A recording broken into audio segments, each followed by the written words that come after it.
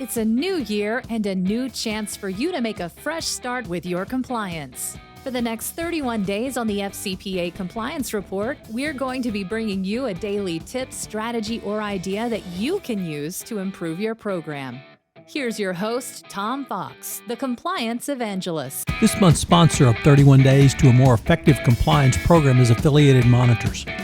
Founded in 2004, Affiliated Monitors provides professional, independent integrity monitoring and ethics and compliance assessments nationally and internationally and across almost all industries.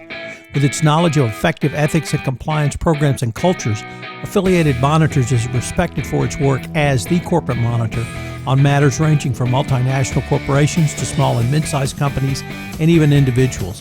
Having served in over 750 monitorships, no one has more experience as an independent monitor than the team at Affiliated Monitors. For more information on how an independent monitor can help improve your company's ethics and compliance program, visit this month's sponsor, Affiliated Monitors, at www.affiliatedmonitors.com.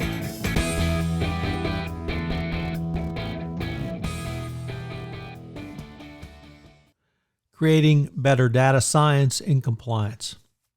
This is still a tricky area for most legally trained compliance professionals, as law schools are far behind the business world in teaching data science skills.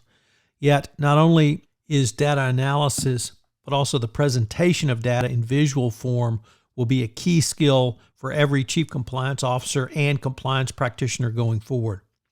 If you do not possess these skills, you can, however, create a kitchen cabinet around you of experts who you might call upon to help you going forward.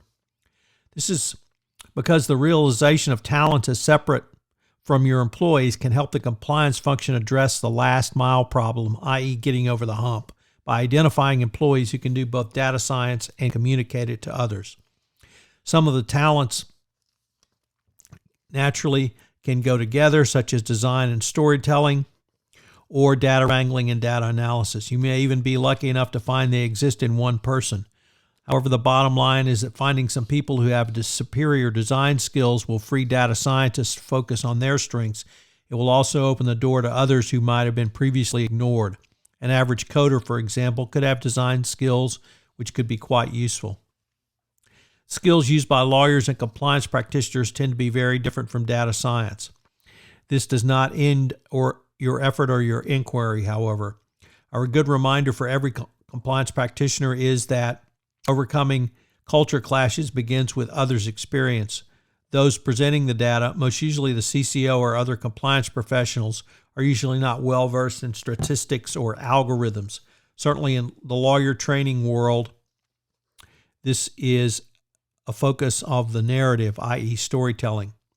Depth and complexity of data work is hard for designers to reconcile.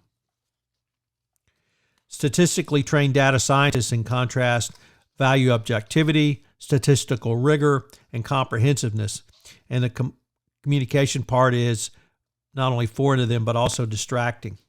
The key is to present the data in a way that everyone in the audience, from senior management down to front-level business units, can understand. This is where the storytelling skill comes into play. Your meetings to deliver the results should also include a mix of skill sets. A meeting should include someone with the presentation skills of a marketer who can sell the insights and make the presentations. However, there should be subject matter experts who can bring data analysis and talents to meetings. The bottom line is that communications is just as critical for data analytics. If you cannot explain it, you cannot make use of the insights. CrossMentoring is a different skill that can also be useful for employees who are curious and want to develop new skills, which the compliance function should encourage. This type of mentoring can also foster great teamwork around data and data analytics by creating empathy for team members with different talents. This in turn creates trust, a key element for effective teamwork. Unless your company has a data science department, most probably the talent needed will be dispersed throughout your organization. As a CCO, you want to operationalize this process as much as possible by having those stakeholders closely connected to or responsible for the business goal, as one of the aims of this work is to more efficiently run a business to increase profitability for the company. There can be multiple leaders throughout the life cycle of this project.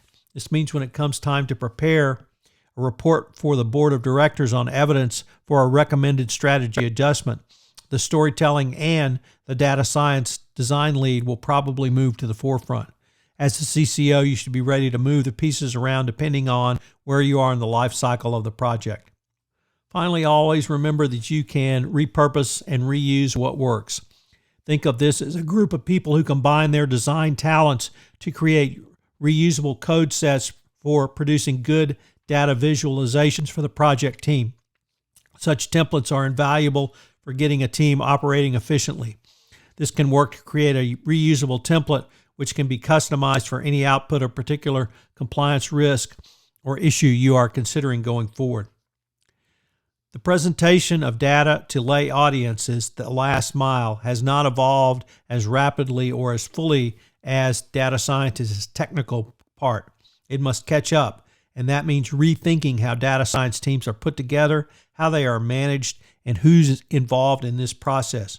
For a CCO, this will require extensive out-of-the-box thinking to help you not only understand the data and analytics, but think how to present it in the most efficient manner for your senior leadership. So what are today's 3 key takeaways?